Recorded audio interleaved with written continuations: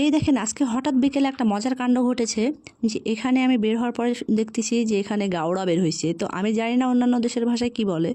তো যাই হোক, আসসালামু আলাইকুম বন্ধুরা, কেমন আছেন সবাই? আশা করি ভালো আছেন।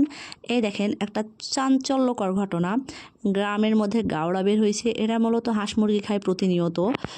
তো দুইটা দেখেন মেরে ফেলে রাখছে, এগুলো আমাদের এখানকার উপজাতিরা। এটা হচ্ছে একদম সেম বিড়ালের মতো।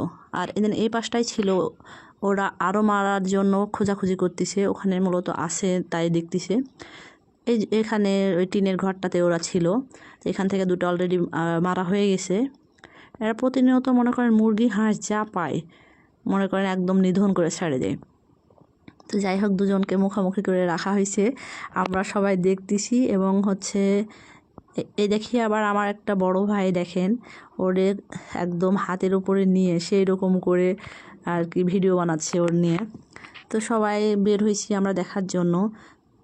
তো যদিও আসলে পশু হত্যা মহাপাপ, তারপরেও আসলে এটা না করে উপায় নেই, কারণ এরা হচ্ছে সব কিছু ধ্বংস করে দিচ্ছে, এই জন্য মূলত এই কাজটা করা।